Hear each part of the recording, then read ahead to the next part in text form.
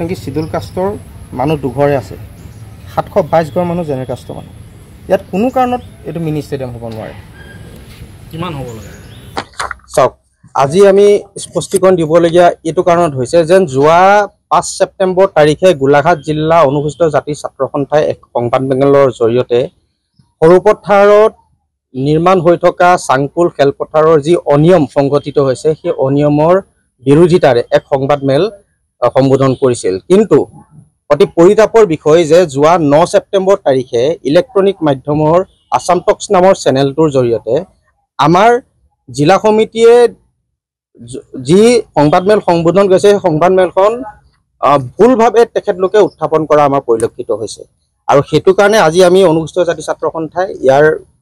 বিশদভাৱে আমি স্পষ্টীকৰণ দিব বিচাৰিছো যে আসাম টক্স চেনেলত যি ধৰণে অসম উন্নয়ন নিগমৰ পৰিচালন সঞ্চালক হেমন্ত পেগুৰ নামটো সন্নিবিষ্ট কৰি তেখেতলোকে যি ভুৱা কৈ প্ৰচাৰ কৰিছে যেন চাংপুল খেলপথাৰখনৰ লগত হেমন্ত পেগুৰ ডাঙৰীয়াৰ জড়িত হৈ আছে কিন্তু আমি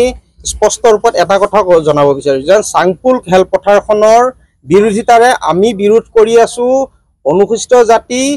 উন্নয়ন সঞ্চালিকা কুলশ্ৰী নাথৰ বিৰুদ্ধে আমি বিৰোধিতা কৰিছো মন্ত্ৰী পীযুষ হাজৰিকাৰ বিৰুদ্ধে আমি বিৰোধিতা কৰিছো সৰুপথাৰ সমষ্টিৰ বিধায়ক বিশ্বজিৎ ফুকনৰ বিৰুদ্ধে কিন্তু এইখিনিকে নকৰি আসাম টক্স চেনেলত হেমন্ত পেগুৰ দৰে এজন ব্যক্তিক এই পৰিৱেশটোৰ লগত সন্নিবিষ্ট কৰাই ভুলভাৱে ৰাইজৰ আগত যি মানে তেখেতলোকে উত্থাপন কৰিব বিচাৰিছে এইটো আমি অনুসূচিত জাতি ছাত্ৰ সন্থাই পূৰ্ণভাৱে নাস্যাত কৰিছো যে আমাৰ কথা হৈ গ'ল য'ত নেকি চাংপুল খেলপথাৰত অনুসূচিত জাতিৰ 40% মানুহ থাকিব লাগিছিল তাত নেকি এতিয়া বৰ্তমান দুঘৰহে অনুসূচিত জাতিৰ লোক আছে আৰু এই দুঘৰ মানুহৰ থকাৰ অঞ্চলটোত কিদৰে চাংপুল খেলপথাৰত মিনি ষ্টেডিয়ামটো নিৰ্মাণ হৈছে আমি সেই বিষয়ে অৱগত কৰিব বিচাৰিছো আৰু সেইটো কাৰণে আমি সঞ্চালিকা কুলশ্ৰী নাথক বাৰে বাৰে তেখেতলোক স্মাৰকপত্ৰ আমি প্ৰদান কৰিছো প্ৰদান কৰাৰ ফলশ্ৰুতিত তেখেতে অনিয়ম কৰিছে কাৰণ এই সঞ্চালক কাৰ্যালয়টোত কুলশ্ৰী নাথৰ এপ্ৰুভমেণ্টতহে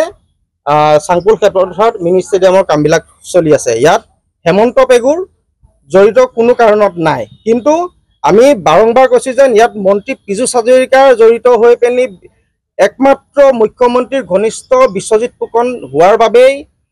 দুঘৰ মানুহ থকাৰ এলেকাত অনুসূচিত জাতিৰ উন্নয়নৰ কাম চলাই আছে আমি তাৰ বিৰোধিতা কৰিছো আৰু চাংপুল খেলপথাৰত যি মিনি ষ্টেডিয়ামৰ কাম বৰ্তমান চলি আছে সেইটো বন্ধ হ'ব লাগিব এয়া আমাৰ দাবী আৰু আমি স্পষ্ট ৰূপত কৈছো যেন অনুসূচিত জাতি উন্নয়ন নিগমৰ পৰিচালন সঞ্চালক হেমন্ত পেগু ডাঙৰীয়া ইয়াত কোনো কাৰণে জড়িত নাই